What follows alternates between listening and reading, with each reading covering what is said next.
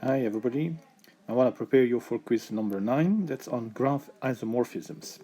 Now I have to warn you a little bit. The problem of a graph isomorphism is kind of two problems, or there are two strategies that you have to follow. Because what can happen, there are two things can happen. I give you two graphs, and two things can happen. Either they are isomorphic, and in that case, you have to provide isomorphism. Remember that is relabeling of the vertices. Or the graphs are not isomorphic, but then you have to prove that by showing that some graph invariant in one graph is not the same as in the other graph. And we discussed all this in the lecture already, but I will go over and I will do an example of one, of each of one. But in advance, we don't know this, and that is also a bit the trick. Which strategy should we follow? Do we expect that it is isomorphic? Then we should look for an isomorphism. If we don't, we should look for something that tells them apart. Good. Let me go start with an example, and then we'll discuss this as we go along. So here is one graph. Little bit of a, let's make this kind of a kite that I have here, kite graph. So I'm gonna. It's important that we have names for the nodes A, B, C. The way that you name them is never important, but they have to have names because we have to talk about their them. And so we have, as I said, this kind of kite here going on. So we have this, and then we have this.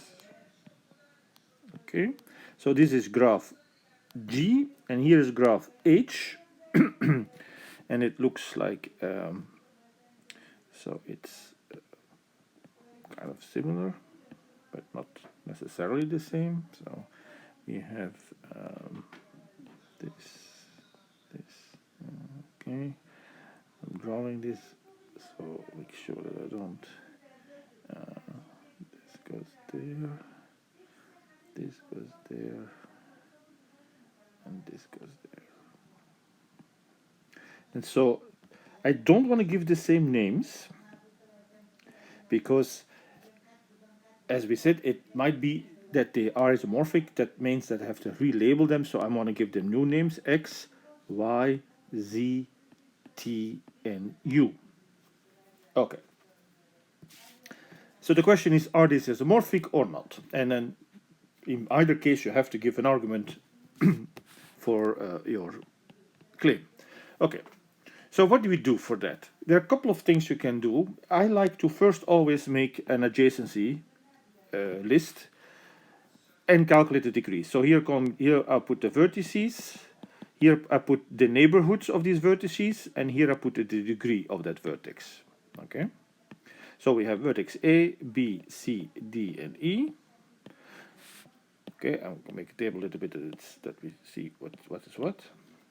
And I do the same thing here for my H graph. So here are the vertices, here is the neighborhoods, and here is the degree. I'm going to write it this way: X, Y, Z, T, and U.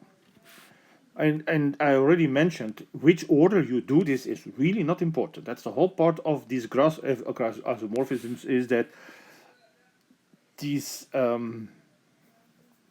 that's the flexibility that's built into the system. Okay, so let's look at the neighbors of A. That seems to be B and C. For B, the neighbors are A, C, D, and E. So you have to be very careful here that you don't make a mistake, because everything else is so that's the weird thing, right? These graphs are very beautiful, compact realizations of a lot of data, namely connections between so and such and this and that.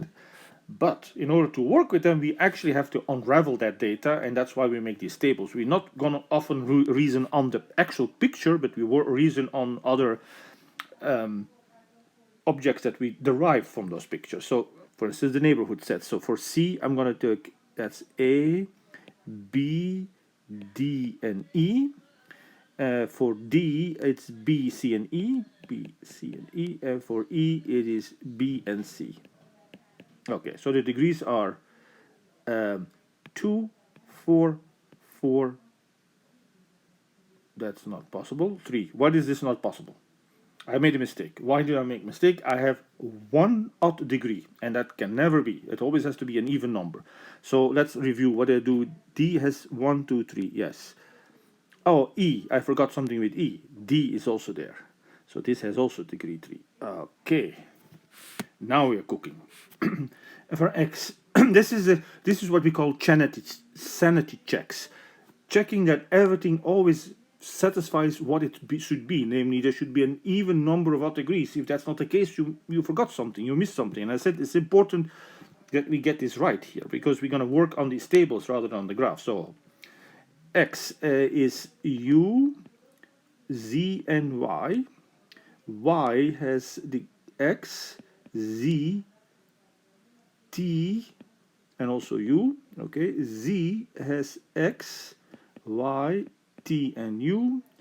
T has X, Z, and Y.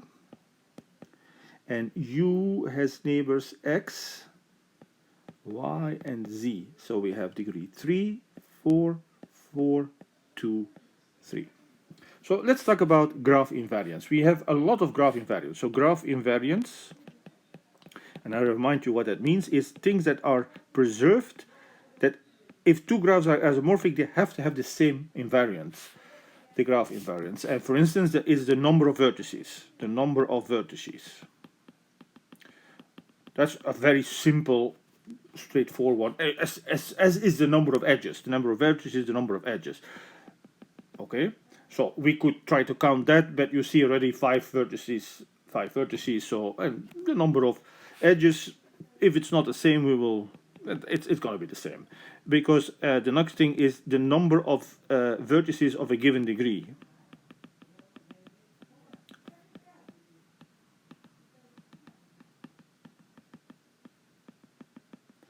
So we have in the left 1 vertex of degree 2, and that's the same in the right. We have 2 of degree 3 in both, and 2 of degree 4 in both. So this checks out, this checks out. You say we didn't count the edges. Well, remember that now actually, because of this, I know that the number of edges must be the same. Remember why? Because the sum of all the degrees is twice the number of edges. And if the degrees are the same, or they have the same number of degrees, so in other words, the sum of the degrees is going to be the same, therefore the number of edges is the same. So at this point, we have nothing ruled out yet. And so we need to go to something a little bit more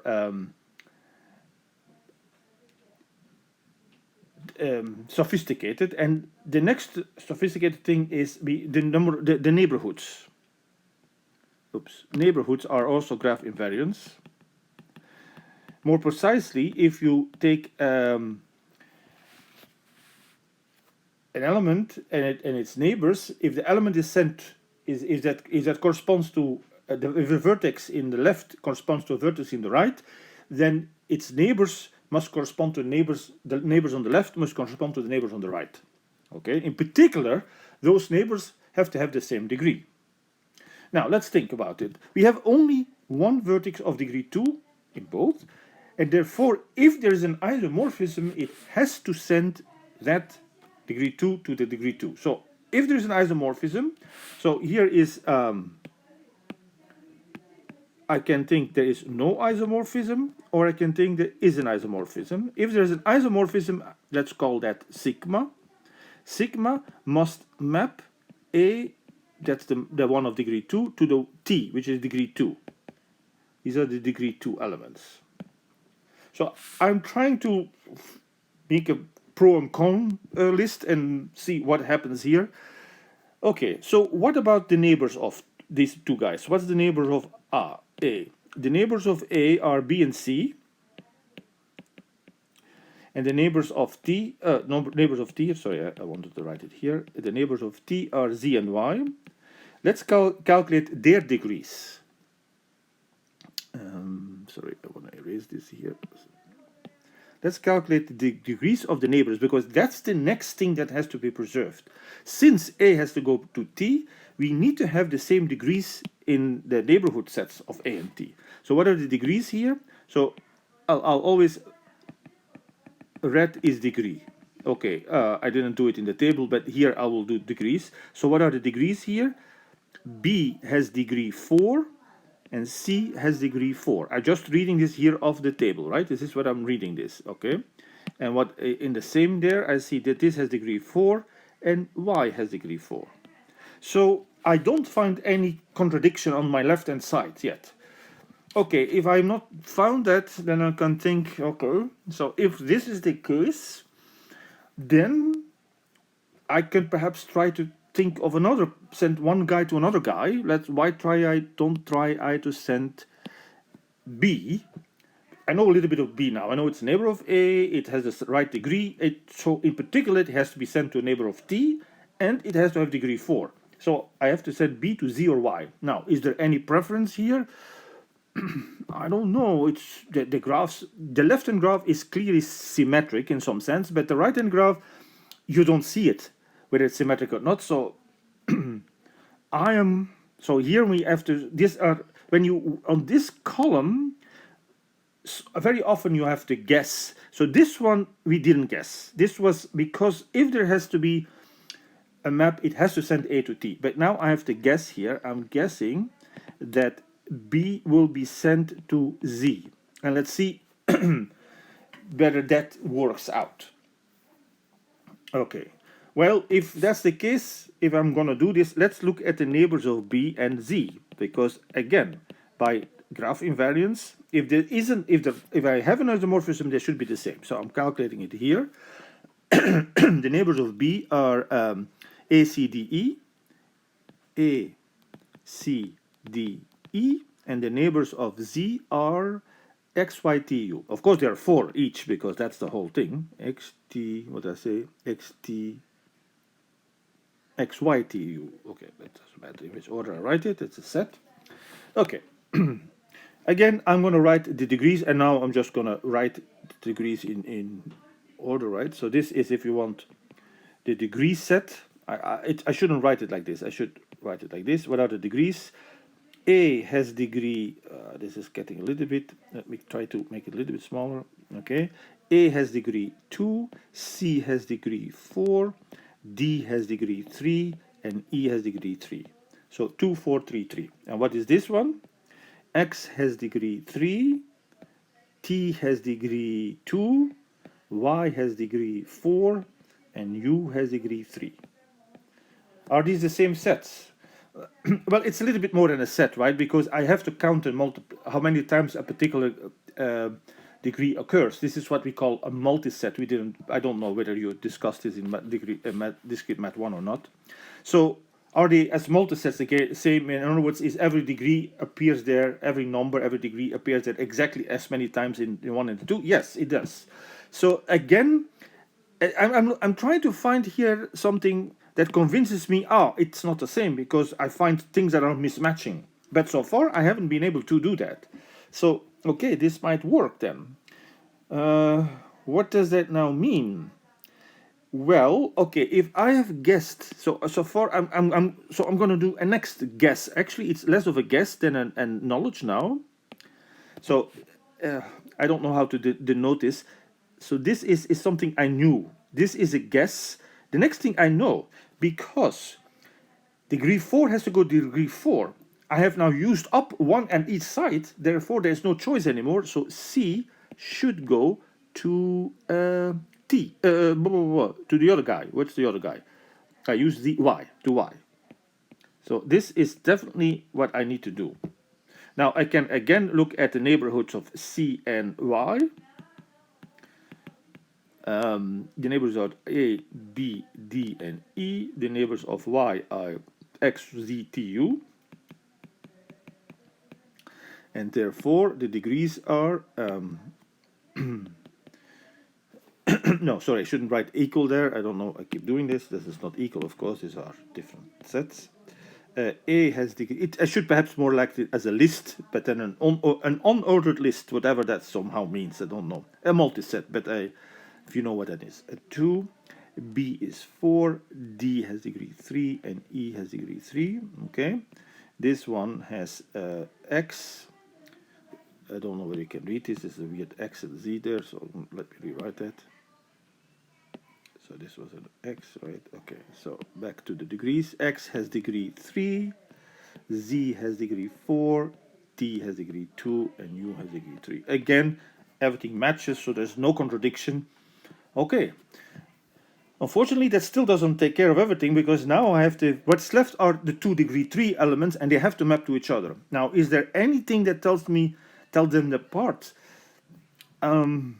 Well, we could look at, so I'm not going to write them out anymore. Let me write here now the degree of the neighborhoods. I'll write it this, degree n, and here also degree n. So what are, I'm not going to do the whole list here. I did it over there. So, but let me just do the 2 that I need to do. That's the 3. So what I mean to say is I'm going to calculate the degrees of all these 3, and that's what I write here. Degree B is 4, degree C is 4, and degree E is 3. Okay, and this one, degree 4, and D also has degree 3. So that's that list. And what do we have here? If this is different, I'm done. Degree of U is 3. The degree of Z is 4. And the degree of Y is 4. Oh, damn, that's the same thing. Okay, 4, 4, 3. 3, 3, 4. I mean, the order is not important, but the number of each of them is important. The other guy, X, has degree 3, Y has degree 4, and Z has degree 4. They match. Okay, so normally I wrote it out here a little bit, just so that you see what I was doing, but you can all put this in the same table here, and then you can immediately see there are matches. So everything seems to match. So I again have to make a guess now, because there's nothing that separates these two. They look all the same. So I'm gonna guess again. So this is my next guess, that D, that's the one of degree 3, has to be to one of those, and I think it doesn't matter. So I'm gonna be D to X. Now, once I do this, I have no choice for E, because there's only one left. It has to go to U. Okay, this is my proposal. Now comes the tricky part. How can I show that this is the same? And there's much more work to do now. What I need to do now is to make the adjacency matrices. Okay, so I have to make the adjacency matrix of this guy, a matrix, and this as an adjacency matrix. Then I have to look at the image of this adjacency matrix under this isomorphism, which means that I'm going to reshuffle columns and rows, and then I have to compare that those two, what I get, the reshuffled one, is the same as the one on the right. So it's still a little bit of work that I have to do, and okay, that's how things are. Honestly, there's nothing else you can do here than working this out. Okay, so let's start doing this. Okay.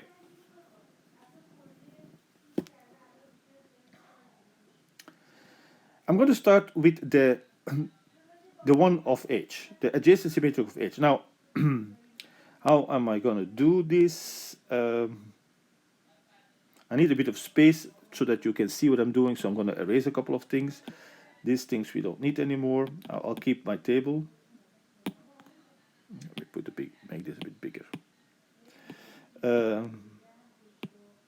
This one part I don't need either anymore. I hope I have enough space. If not, then we'll make more space. Because I need to know my isomorphism. I should not erase that. Okay. So I'm going to make my adjacency matrix. And remember, this means that you have to list your vertices in a fixed order. And it has to be the same for columns as for rows. Okay. So XX. So now I have to fill this in as a matrix. So we know that on the diagonal we have to have zeros, because there cannot be loops. There should be no loops. And now I have to put, let's see, U is a neighbor, so there's a 1 here. Z is a neighbor, so there's a 1 there, and Y is a neighbor, so 1 here, and then this becomes a 0. For Y, I have that X is a neighbor, Z is a neighbor, T is a neighbor, and U is a neighbor. Okay. For Z, X is a neighbor, Y is a neighbor, T is a neighbor, U is a neighbor, right? For T, Z is a neighbor and Y is a neighbor, and so the rest are non-neighbors. And finally for U, I'm just reading it from the table there, 1, Y and Z, and so these are not neighbors. So this is my matrix. Sanity check. Again, I have a way to check that I didn't make a mistake. This has to be a symmetric matrix, which means, I remind you, this means that if you flip it over the diagonal, you have to get the same matrix. So you see, for instance, this element, if you flip it over, it becomes this element. This would become this element becomes this. And you see they're always the same. Okay. It takes, well, it's not always immediately easy to see that they're symmetric, but often you can see that something is wrong. Now, I'm not going to make the matrix of, so this is the adjacency matrix. Let me write down what I did here. This was the adjacency matrix of H. So I'll write this here. Adjacency matrix of H. Okay. What I now want to write down is the adjacency matrix of G after I relabeled the columns. Okay. So, what do I mean with that?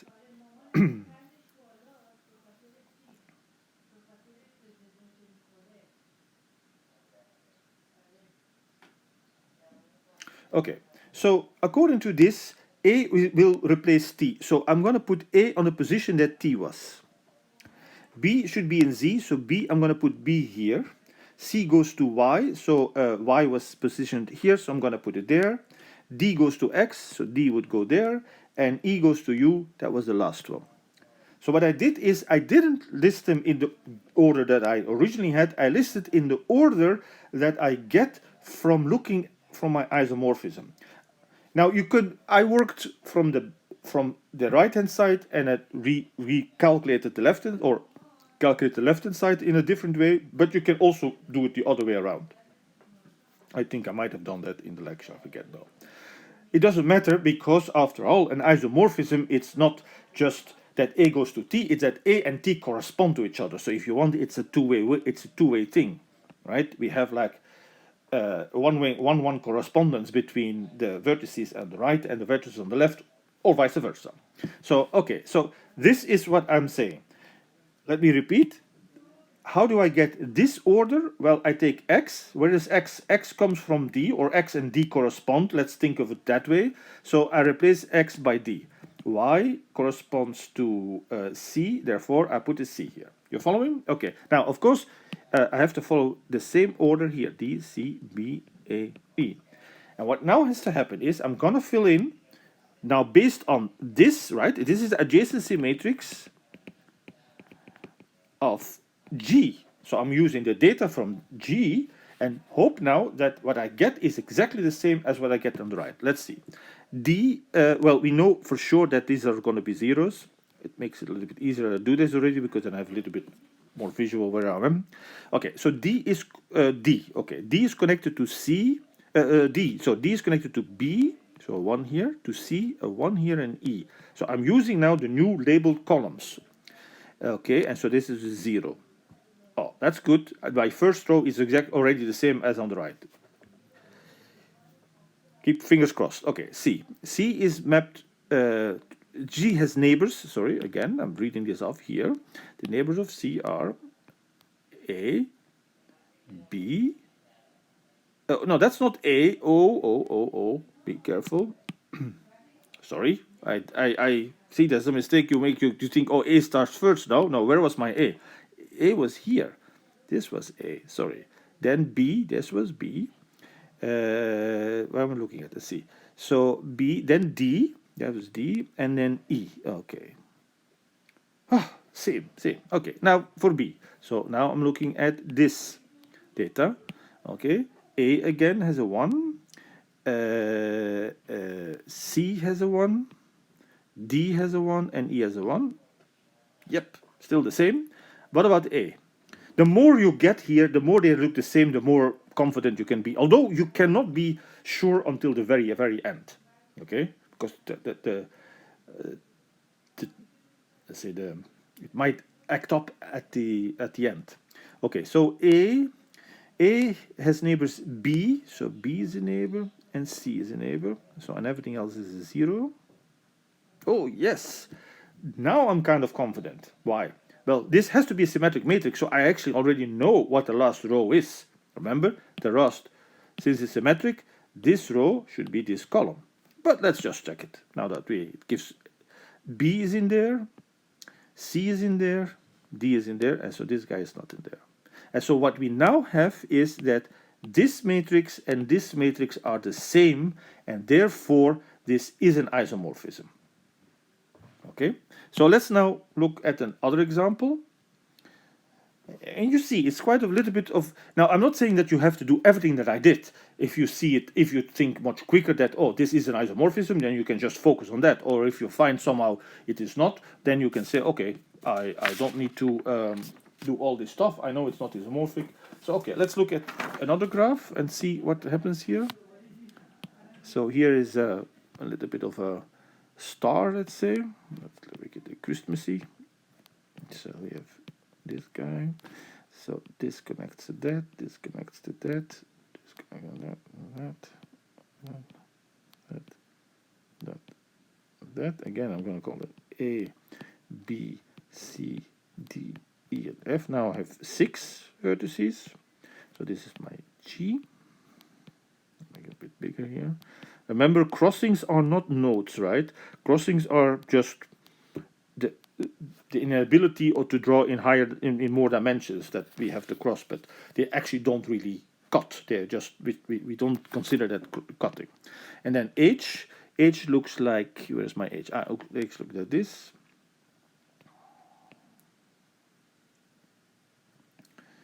Square like that, and we have these two guys in here again. And they go like this. Same kind of. Okay, so let's call this X, Y, Z, T, U, and V. Okay. We both have 6 vertices, so that's a graph invariant that we should not really think too much about.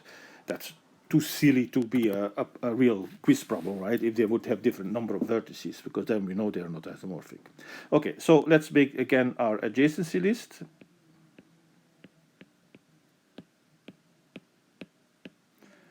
So this is the vertices. Here are going to be the neighbors. Vertices X, Y, Z, T, U, and V. So we have, no, I need a bit more. That's probably, the neighbors always a bigger set, right? So neighbors here. And then we put degrees here. We're going to put the degree here, degree. And then the next thing we want to do is the degrees of the neighbors. Sorry, I'm running a little bit of space here, but we'll fit it in. Okay, let's start. A has neighbors C and D. B has neighbors, C and D. C has neighbors A, B, E, and F. D has neighbors A, B, E, and F. Right, the same neighbors. E has neighbor C and D, and F has neighbor C and D. So degrees are 2, 2, 4, 4, 2, 2. Sanity check. There should not be odd number of odd degrees. Well, that's not the case because there are no odd degrees. Okay, good. What about X?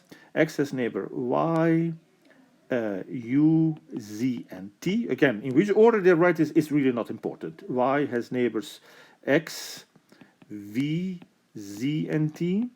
Z has neighbors X and Y. T has neighbors X and Y. U has neighbors X and V. And V has neighbors U and I. So the degrees are 4, 4, 2, 2, 2, 2. They match, right? The number of degrees of degree 4 match the number of degree in both sides, and the same as for the degree 2. So that doesn't tell them apart. So what the next thing we're going to do, let me write now a bit more quicker, is the degree neighborhood. Degree of the neighborhood. I don't know how to write this. The textbook doesn't introduce the notation, so I'm going to write degrees of the neighbors. So I'm going to list them. Degree of, so C and D are the neighbors of A, so the degrees are 4 and 4. Okay, so that's 4 and 4, 4 and 4. It's always the same, right? So I don't have to keep doing that. Now, what about the middle ones? The degree of A is 2, the degree of B is 2, the degree of E is 2, and the degree of F is 2. So 2, 2, 2, and if you see symmetrically, that's also 2, 2, 2. It's a very nice symmetric pattern. What about, now you can say, okay, the left hand is very symmetric, the right hand side is not, so I think they're not isomorphic. Well, remember, this was also the case here, and they were isomorphic, so that's the whole point. The visual representation can be very misleading. Think also about bipartite graphs. You cannot in advance see whether are these bipartite graphs. Now, of course, if one is a bipartite graph, the other has to be, because it is isomorphic. But that's another thing you could try. To be bipartite graph is a graph invariant. Now, it's a lot of things to just, it's not a lot, it's a little bit of work to do that. We can do it later, but let me go back to the thing at hand here. The symmetry cannot tell us apart. Okay, so let's go keep calculating degrees. Okay, the degree of y is 4, the degree of u is 2, the degree of z is 2, and the degree of t is 2. Should I go on? The answer should be no, because I have found a discrepancy. Namely, if I take an element, a guy of degree 4 here, C or D, either one, its neighbors are all degree 2. However, here's a neighbor of degree 4 that has another neighbor of degree 4. So something that happens here that doesn't happen here. So the fact that these two are different from this one, right? Because we know an isomorphism has to send C to or either C or D has to go to this degree 4 element, has to correspond to this degree. So to this degree 4 element in an isomorphism, it has to be either C or D. But neither C nor D has the required type of neighbors. According to my here, I have to have a neighbor of degree 4, and these guys do not have that. So these two things show they are not the same. So not an isomorphism. So in that case, it's actually quicker if you can find it, but it might be sometimes very tricky to find. And there are even examples where everything matches still, and still they're not isomorphic. In fact, I told you this in the lecture.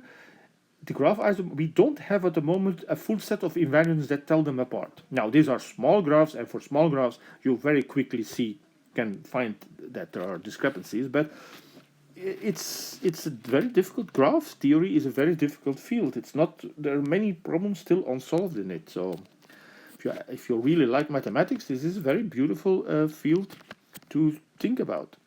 Now, just to very quickly go on the bipartite graphs, let's check, is G a bipartite graph? Remember, this means that I need to do a coloring. If I color this green, then I'm forced to color the other neighbors in a different color. And I already see a problem, right? Because now these two neighbors, sorry, that's not what I meant to say. These two neighbors are connected, and they are of the same color. So this was not bipartite. And therefore, the right-hand side is not bipartite either. We could ask the same question here. Let's very quickly do. Suppose I make this red. Okay, so if that is red, then its neighbor should be green, which is the middle ones. So let me do this, green. So these two are green. That's fine, they are not connected, so I have no clash here. And that then means, well, it's kind of symmetric, right? So I hope you see it, that actually this has to be red, this has to be red, and this has to be red. So actually this was a bipartite graph. And we have often seen bipartite graphs where the number of vertices of one kind are the same number, but here not. Well, let's see what about the other side. Okay, let's think about this. I'll take this one. Color this red, so I can color the other guy green. So everything connects to it. These are the two that connect to it. Oh, already a problem, because these two have both, because of Z has to have some color, X and Y have to different color, and that's already giving a clash. So there was another way of showing that this was not isomorphic, because the left-hand side, this was bipartite. This is not bipartite, and therefore they cannot be isomorphic. And we also have now talked about in the lectures about paths, and that's another way that you sometimes can show that some things are not isomorphic. Okay, that's so on the quiz, expect to get two graphs that could be isomorphic, and then you have to find isomorphism, or they are not isomorphic, and you have to give why they are not. Okay.